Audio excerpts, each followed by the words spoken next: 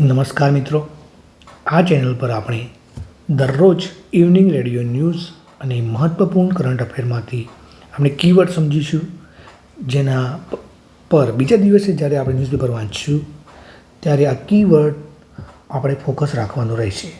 આ કીવર્ડ્સ દરેક એક્ઝામમાં પ્રિલિમ્સ મેન્સ માટે મહત્ત્વપૂર્ણ રહેશે અને આપણે ન્યૂઝપેપર થકી ડિટેલ એનાલિસિસ વધુ સરળ અને ઊંડાણપૂર્વક સમજી શકીશું. આ ન્યૂઝ નહીં પરંતુ દરેક એક્ઝામ પર્સપેક્ટિવ ઇમ્પોર્ટન્ટ કીવર્ડ્સ હોય છે.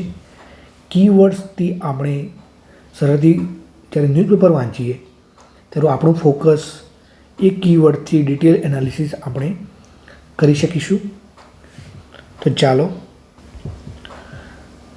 ઇવનિંગ ન્યૂઝ 18/5/2026 હેડલાઇન ન્યૂઝમાં આપણે કીવર્ડ્સ જોઈએ તો India Norway green statistic partnership અતિ મહત્ત્વપૂર્ણ છે, જેમાં આપણે clean energy, blue economy, green shipping, આ 3 વર્ડ્સ મેન્સ એક્ઝામ માટે ઇમ્પોર્ટન્ટ હોય છે. તેનું ડિફરન્ટ ડાયમેન્શન આપણે ન્યૂઝપેપરમાં અને આર્ટિકલ્સ એડિટોરિયલમાં આપણે જોઈ શકીશું. નોર્ડિક રિઝન્સ આ કેમ ઇમ્પોર્ટન્ટ છે, એનું લોકેશન્સ કયા કયા કન્ટ્રી આવે છે એ આપણે ત્યાં ડિટેલ એનાલિસિસ જાતે સમજી કરીશું.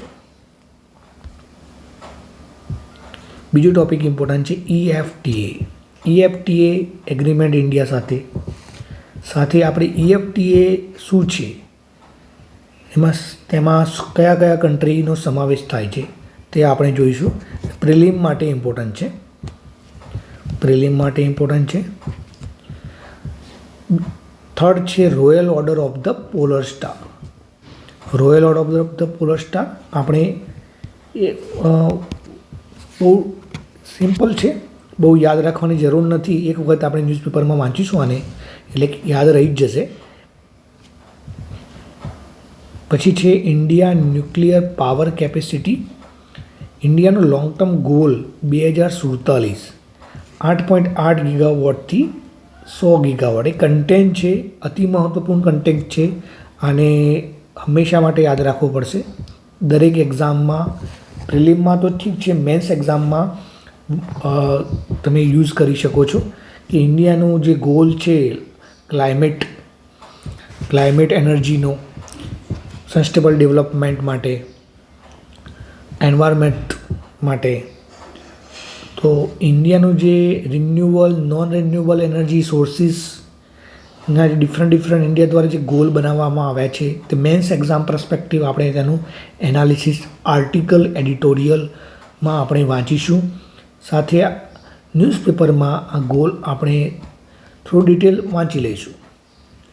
પછી છે ઇન્સ્ટિટ્યુશનલ કરપ્શન એક ethics subject related important keyword છે.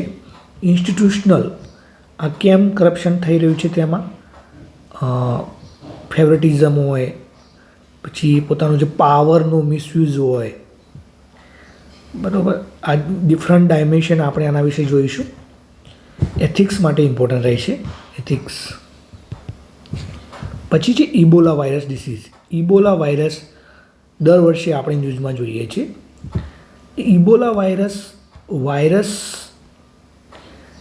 વાયરસ ડિસીઝ જે છે એનું આપણે થોડું એનું ઇન્ટ્રો, ક્યારથી સ્ટાર્ટ થયો, શું શેના કારણે થાય છે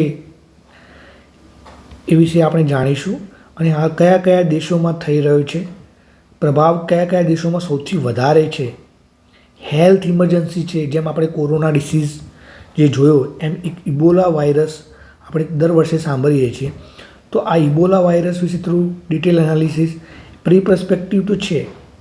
મેન્સમાં વર્લ્ડ હેલ્થ ઓર્ગેનાઇઝેશન દ્વારા શું કામ કરવામાં આવી રહ્યું છે અને ભારતનો શું રોલ હશે આમાં, ભારત શું આવી કોઈ ઇમરજન્સી ઇબોલા વાયરસ જેવી જેમ આપણે કોરોનામાં જોયું હેલ્થ ઇમરજન્સી આખા વર્લ્ડમાં હતી, એવી રીતે ઇબોલા જો થઈ શકે તો શું ધ્યાનમાં રાખવું જોઈએ. હાલમાં રીઝન જે democratic republic of the Congo એની ઉગાન્ડા કન્ટ્રીમાં છે, તો આનું લોકેશન આપણે જોવું અતિ મહત્ત્વપૂર્ણ છે, કેમ કે એક્ઝામમાં આ કન્ટ્રીનું લોકેશન ક્યાં છે, કયા ખંડમાં છે, એ આપણા માટે અતિ મહત્ત્વપૂર્ણ છે. સાથે એના પછી આપણે જોઈશું IMD દ્વારા હીટ વેવ વોર્નિંગ જાહેર કરવામાં આવી છે ઓરેન્જ કલર. તો IMD ડિફરન્ટ કલર દ્વારા ઓરેન્જ છે, યલો છે, ગ્રીન છે, રેડ છે, એવી વોર્નિંગ જારી કરે છે.